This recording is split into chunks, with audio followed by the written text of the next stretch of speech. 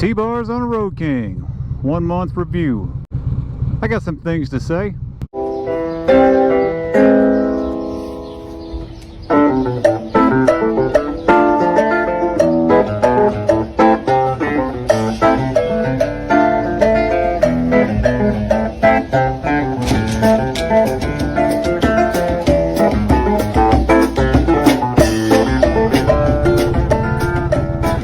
Low speed turning with the T-Bars is pretty good. Not every day, but I try to every other day try to practice my low speed, my U-turns. For some reason, left side dominant. I assume that has something to do with throttle control or whatever. It's a whole lot easier to work the throttle when you're not leaning on it, right? So we do some figure eights and do some circles and try to get in there real tight. Oh, there we go. Stay inside the lines. I don't know what the distance is over here. 10 yards, less than that, 7, 6. A lot easier than the stock bars. The stock bars were too low. They felt funny, real funny. Left circles pretty tight. So we can get her on over here to full lock. Come on, clutch control, let's go. Making myself dizzy. About to the right. Try that again. To the right this time, to the right. To the right, to the right. There we go, there's full lock. Not a lot of lean angle. Well, I bounced off of it. Thin grips. I sure like them on the low speed stuff. Around the parking lot. On the long hauls where you're just holding the throttle, the tension on the spring inside here is tighter than throttle cables. So I end up using my cruise control a lot. Well, a lot for me. I don't know what a lot is to the rest of y'all. I like the positioning. I like where my hands are, I like where my elbows are, I like where my shoulders are. The 13.5s we got, or 13 1/4, 10-inch risers, 3 1/4. So yeah, 13 1/4. Now I roll them forward as far as they would go. There's a little slot for the wire, for the throttleable wire coming out of the middle. I roll them as far forward as that would allow me to without pinching that wire. Then I rocked them back maybe, I don't know, 8 degrees, we're guessing. Not much. It did just, I mean, I just barely had to adjust my mirrors on both sides. So I rocked them back just a hair. I had them rocked forward and I had all my controls set where I liked them. And I knew I might roll them back, so I set my controls just a little bit far forward so that if I ever did rock them back, the controls are set perfect for this amount of lean back. And now I've got a pretty good gap down here in the front where the throttle by wire comes out. Hands are below the shoulders, but they're up, they're in front of me, they're a lot narrower. I really enjoy the narrowness. You know, it's not this big unwieldy thing.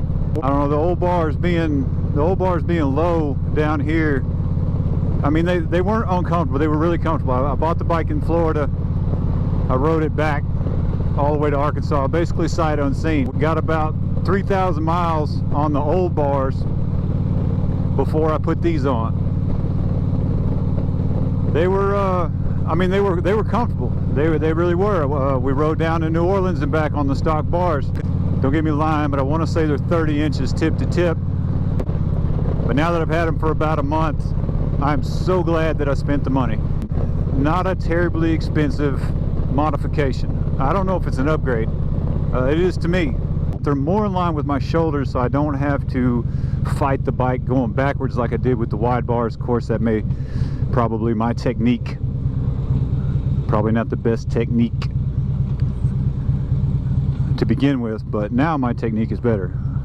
I know I can go faster in reverse with these bars. Sorry about the down and dirty review on these bars. I really like the kickback. I'm glad they weren't straight up. I'm glad I got them with the pullback built into them and a little bit extra pullback in the bar. Again, I've got plenty of room in my wires. I didn't have to stretch anything. I didn't have to extend anything. I think they offer the risers in the 10s and the 12s and Biltwell Motordock risers. Now, as far as moderate speed in the corners with these, bars,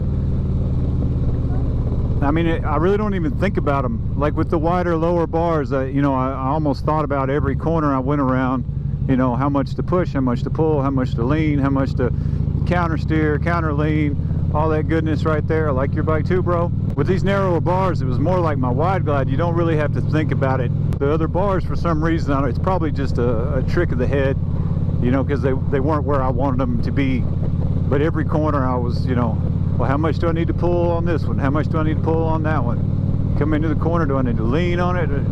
I don't know. It was weird. But I really like these Avon Custom Contour grips. $20 cheaper than the Harley offerings, if you care. If you want the HD branding on there, I mean, you do you, brother. It's your money. Even with my little hobby channel here on YouTube, my whole 15 subscribers.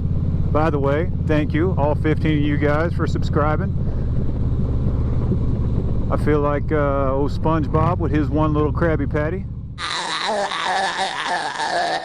Finish on the chrome is excellent. The finish on the bolts, great. I mean, they're bolts. They look nice. They look like bolts. They look like they're supposed to be there. I like that look. Look, there's a bolt there because there's supposed to be a fucking bolt there. The black finish on the Motordock risers, great. Top notch. I'm assuming it's powder coat. Looks good, it's durable. Now these are Biltwell Tracker mid-rise bars on the install. I'm pretty sure I said that. 3 1/4 inch rise. Ergonomics of the bars are great. I was worried my wrists were going to hurt. My Wide Glide bars were basically the same setup, but they felt there was just a little bit more pullback to them. I love them. I like them. I like the bars. I wish I would have done this sooner. Well, I would have done it sooner had my budget been different. My budget for this channel is about $35 a week. My agreement with my wife was to not affect our day-to-day. This is a hobby, and like any hobby, there's a learning curve. I'm not going to say I'm an idiot, but sometimes I understand where idiots are coming from. So had my budget been higher, I would have done this earlier. I had planned on doing this since April, and it has taken me this long to save up the money for the rest of this stuff.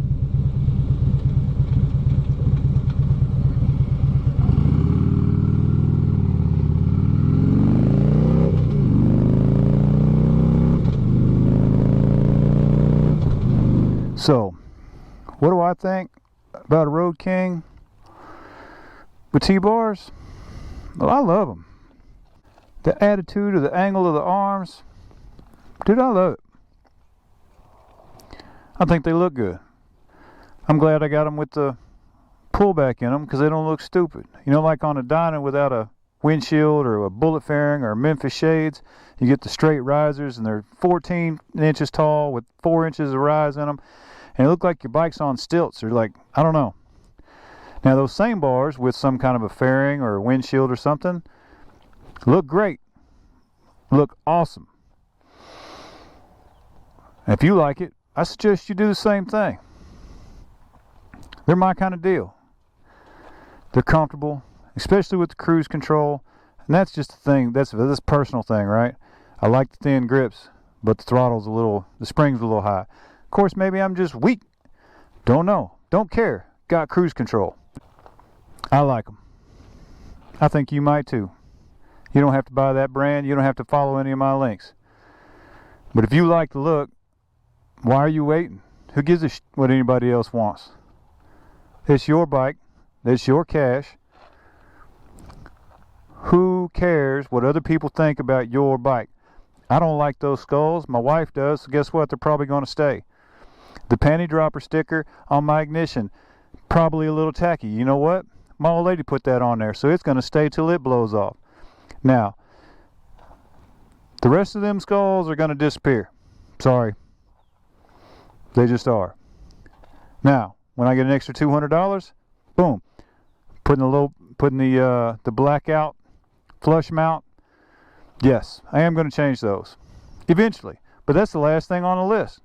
When I get all the other stuff done to this bike that I want to do, that'll be the last thing I change. And I don't care if they look stupid. I want some new highway pegs, but you know what? Those work, and I'm on a budget, so they're going to stay. They're not chrome. They're brushed aluminum. They're the only thing on the bike with a spade on it. They don't match. They don't match anything on the bike. Even my lowers are chrome and not polished aluminum. But you know what? On a budget. They work. They're going to stay. That's my 1 month with T-bars on a Road King. I think they're nice. I think they fit the bike. I'm going with black and chrome. I don't like a blacked out bike. I don't like a chrome bike. I like a little bit of both. 2/3, 1/3. 2/3 black, 1/3 chrome. Maybe a little less, maybe a little more. But I enjoy them. They are comfortable. They are nice at low speeds. They are nice at high speeds. I feel more confident with them. Definitely the upgrade that works good for me. Now, if you like your fist in the wind, then do that. I like apes. I've had apes. I've had Frisco bars. Now I've had some T-bars. I like the T-bars. Wouldn't hurt my feelings if they were 1 inch higher, but 13 1/4 works for me. I'm not a super tall dude. And until next time, fellas, ladies and gents, if there's any ladies out there watching it, y'all be SOT, right? Punch all the buttons if you feel like it. Y'all be safe out there. An hour and a half ago, I was sweating working in the yard. Now it feels like somebody turned on the AC. I know cold's right around the corner and the end of riding season's coming. But as of right now, woo-wee, loving it.